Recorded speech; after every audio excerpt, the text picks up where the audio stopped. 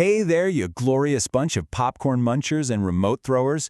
Welcome back to the Deep Dive podcast, where we don't sugarcoat anything, especially not the steaming mess that used to be called American cinema. I'm your host, and yeah, I'm the guy who still thinks a movie should make you laugh, cry, or cheer, not write a strongly worded letter to your congressman. Today we're diving into an article by author Jeff Crouere that just dropped the truth bomb we've all been thinking. The American film industry is in free fall because it traded genuine entertainment for nonstop progressive political lecturing. And what better symbol for this whole mess than the annual Oscars ceremony? The source article uses this event as its main exhibit. It's not a celebration of film anymore, is it? It's basically a self-congratulatory gala that perfectly frames the industry's massive decline. And this quote right here, cited in the article, just nails it. Delivering lectures instead of entertainment. That is the absolute core of the problem we're talking about today. They didn't just jump the shark, they lectured the shark about microaggressions first. So here's how we're going to break down this train wreck. We'll start with the main argument, then look at the audience data, the people who've left the building. We'll follow the money with the box office crisis, explore this great divide the author talks about, and finally ask if there's any hope for newcomers. All right, let's get into the heart of it. The article's main point is that Hollywood has completely forgotten what its job is, and that's the root of all this chaos. Look, let's be brutally honest here. For decades, movies were escapism. Heroes punched bad guys, stakes were high, and nobody cared what color the sidekick was as long as the story slapped. That's the then. Now? The suits in the executive suites decided, nah, let's make every script a TED Talk on why you're a terrible person if you don't agree with us. They replaced fun with finger-wagging.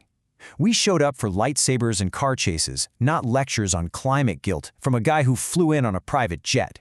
So you might be thinking, is it really that bad?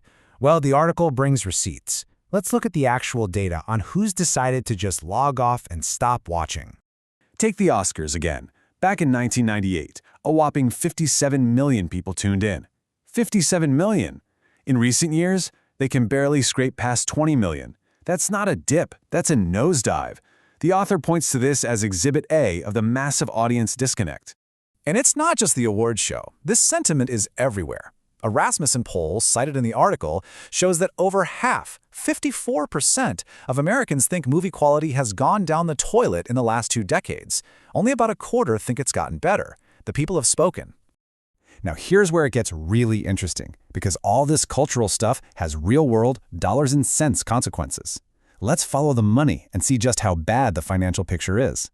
The source highlights a pretty steep drop in box office revenue right here in North America. In 2002, we're talking $16.4 billion. Fast forward to today, and that number's been slashed down to $8.87 billion. That is not a good trend. Yeah, that's a decline of almost 50%. 50. The article uses this staggering number as undeniable proof that this isn't just a slump, it's a full-blown crisis, hitting the industry right in the wallet. And the bleeding doesn't stop there. The article points to all these other red flags.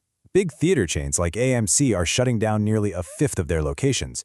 Ticket prices are through the roof, and production companies are fleeing California, with actual filming days in LA getting cut in half since 2018. It's a domino effect.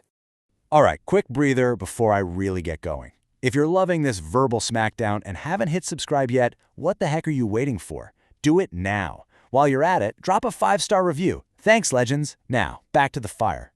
So why is all this happening? The article dives into the why, and it all comes down to a massive cultural disconnect. The author calls it the Hollywood bubble, and it's the perfect term for it, right? It's this idea that the elites live in their gated communities, sipping their $18 oat milk lattes, completely convinced that the rest of us are just clamoring for more rainbow flags and fewer explosions. Newsflash, we're not. And this quote just sums it all up perfectly. The Oscars are the great divide in black tie.